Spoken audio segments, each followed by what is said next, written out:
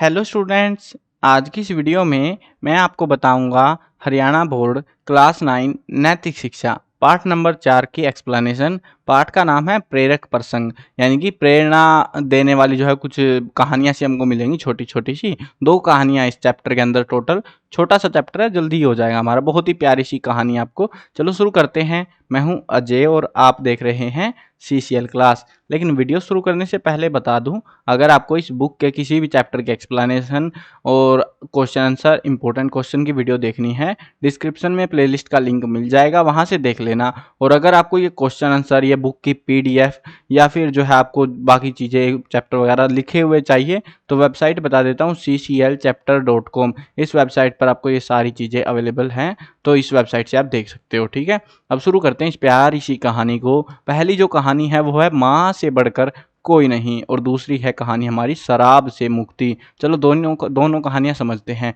माँ से बढ़कर कोई नहीं, सबको पता है माँ हमको जन्म देती है, हमारे जो है सारे कष्ट झेलती हैं। भले ही पिता छोड़ के चला जाए, लेकिन माँ फिर भी सहन करती है सारी चीज़ें। ऐसी एक कहानी है यहाँ पे, माँ की कहानी। स्वामी विवेकानंद जी से एक जिज्ञासु से ने प्रश्न किया। जिज्ञासु होता है जिसको कुछ जानने की इच्छा होती है। अब स्वामी विवेकानंद के बारे में तो आपको सबको पता होगा, कौन है, कहाँ से है, मतलब है ना। कहानियाँ सुनी होंगी उनकी बुद्धिमानी की। तो उनसे एक व्यक्ति ने पूछा, माँ की महिमा संसार में किस कारण से गाई जाती है कि लोग माँ माँ करते रहते हैं, माँ की इतनी जो है बड़ाइयाँ करते हैं, तो ऐसा होता क्यों है। स्वामी जी मुस्कुराए। स्वामी विवेकानंद की हम बात कर रहे हैं यहाँ पे। वो मुस्कुराते हैं और उस व्यक्ति से बोले, 2 सेर वजन का एक पत्थर ले आओ। अब आप मान लो, देखो आपको वजन का कोई आइडिया नहीं, ठीक है, नो फर्क पड़ता कि भैया क्या कर रहा है, वो कहानी समझो, कहानी का लॉजिक समझ में आना चाहिए। बिहाइंड द जो सीन, जो बातें हो रही हैं, जो गहराई की बातें हैं, वो आपको पल्ले पड़नी चाहिए। 2 सेर वजन का एक पत्थर ले आओ। ये मान लो तुम 10 किलो का पत्थर उठा लाओ, ठीक है, 5 किलो का ले आओ यार, कुछ नहीं फर्क पड़ता।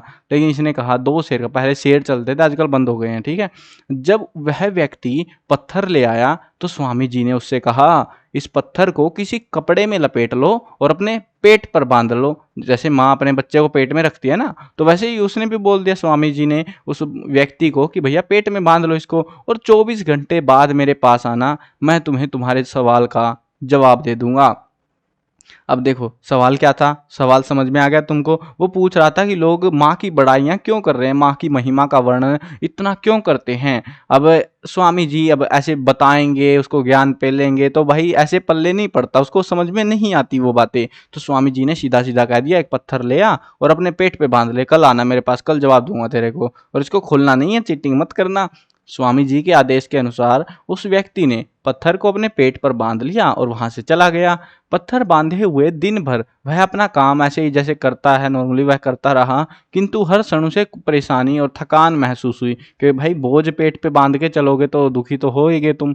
शाम होते होते पत्थर का बोझ संभाले हुए चलना फिरना उसके लिए ऐसा है हो गया, मतलब उसके लिए जो वो पत्थर था ना, छोटा सा पत्थर था जो कि हल्का सा ही ठीक ठाक, वो भी उसके लिए अब भारी हो चुका था। थका मांदा जब वह स्वामी जी के पास पहुंचा और बोला, मैं इस पत्थर को अब और अधिक देर तक नहीं बांध सकूंगा। इस प्रश्न का उत्तर पाने के लिए मैं इतनी कड़ी सजा सहन नहीं कर सकता, आपने तो सजा सुना दी मेरे को।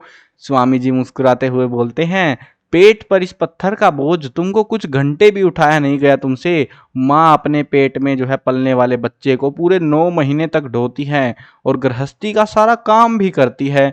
संसार में माँ के सिवाय कोई इतना धैर्यवान और सहनशील नहीं है, इसीलिए माँ से बढ़कर इस संसार में और कोई भी नहीं है, और माँ की महिमा इसीलिए सबसे ज़्यादा गाई जाती है। अब तुमको भी समझ आ गई कहानी, बहुत ही प्यारी सी कहानी है। अपनी माँ के लिए आप भी 2 शब्द कमेंट में कर सकते हो। चलो अगली कहानी देखते हैं, वो है हमारी शराब से मुक्ति। यानी कि लोग नशा करते हैं, अब कोई बोलता है मेरे से नशा छूट नहीं रहा, तो मुक्ति चाहिए होती है, हम नशा छुड़वाने वालों के पास भेज देते हैं, फिर भी नहीं छूट रहा है। अब यहाँ पे एक ऐसी ही कहानी है, और उसने ऐसा क्या किया, किस तरीके से उस शराब से मुक्ति पाई, चलो जानते हैं। कुसंगति के कारण, कुसंगति होती है बुरी संगत, यानी कि बुरे लोगों के साथ बैठने से, नशेड़ियों के साथ बैठने के कारण शराब पीने की बुरी आदत में फंसा हुआ एक युवक भूदान आंदोलन से के प्रेरणता विनोबा भावे के पास आया। ये जो है एक आंदोलन चला था पहले से ही, और इसी आंदोलन में एक लीडर हुआ था विनोबा भावे। उसके पास एक व्यक्ति आता है जो नशेड़ी हो चुका था। उसने उनसे प्रार्थना की कि मैं बहुत परेशान हूँ, मदिरा मदिरा यानी कि शराब को ही कहते हैं, पहले मदिरा कहते थे अब शराब कहने लग गए, तो मदिरा मेरा पीछा नहीं छोड़ती, मेरे हर तरफ बोतलें बोतलें घूम रही होती हैं। विनोबा जी ने सुना और उससे अगले दिन आने को कहा कि भाई साहब कल आना, आज मत आओ तुम, मैं कल को बताऊंगा तुमको। अगले दिन युवक फिर से आया, क्योंकि उसको देखो एक होता है, दो चीजें होती हैं, एक ये कि भैया मैं छोड़ना चाहता हूँ दारू लेकिन मेरे से छूट नहीं रही, एक है मुझे छोड़नी ही नहीं है। अब छोड़नी ही नहीं है तो वो आता नहीं, इसको छोड़नी थी, लेकिन इसके लिए आया वो, अगले दिन भी आया। अगले दिन युवक आया और विनोबा जी को आवाज देने लग गया। युवक की आवाज सुनकर विनोबा जी ने कहा कि मैं बाहर नहीं आ सकता क्योंकि मुझे एक खंबे ने पकड़ रखा है। समझ रहे हो कुछ? क्योंकि एक अंदर कोई पोल होगा, खंबा, ये वो वाला खंबा नहीं है बिजली वाला, ये नॉर्मल ऐसे पोल लगा देते हैं घरों में, तो वो वाला है। तो वो विनोबा जी बोलते हैं कि मैं बाहर नहीं आ सकता, मुझे खंबे ने पकड़ लिया है। अब युवक ने भीतर देखा तो विनोबा जी ने खंबे को पकड़ रखा था, पकड़े हुए थे वो। अब ये देखकर युवक बोला कि आप स्वयं खंबे को छोड़ दें और आप खंबे से अलग हो जाएंगे, इसमें क्या बड़ी बात है। यह सुनकर विनोबा जी बोले, बेटा मैं तुम्हें यही तो समझाना चाहता हूँ कि मदिरा ने तुम्हें नहीं पकड़ रखा, तुमने मदिरा को पकड़ रखा है। तुम स्वयं ही शराब को छोड़ सकते हो। दृढ़ इच्छा शक्ति, ये वो ताकत होती है जिसको तुम नहीं महसूस कर पा रहे हो, है ना। तो देखो ये तुम्हारे अंदर भी होनी चाहिए, जो भी स्टूडेंट ये वीडियो देख रहा है। एक अपना टारगेट्स अपने रखो कि भैया मेरे को ये अच्छा काम करना है, ये करना है, वो करना है, और उसके लिए अपनी जी जान लगा दो। मरना नहीं है, कहीं जान ही लगा दो, जी लगा दो पूरा, मतलब दिल से काम करो उसके लिए। अब दृढ़ इच्छा शक्ति से तुम गलत आदतों को छोड़ सकते हो। युवक विनोबा जी की शिक्षा से प्रभावित हो गया। ओ भाई, इसने तो कुछ नया बता दिया हमको। मदिरा त्याग का वादा करते हुए वो खुशी खुशी घर चला गया। मिल गया जवाब उसको। अब ऐसे चुप चपा के बताते भाई साहब तुम खुद ही छोड़ सकते, तो उसको समझ नहीं आता। अब समझ आ गया होगा भाई चल क्या रहा है मैटर यहाँ पे।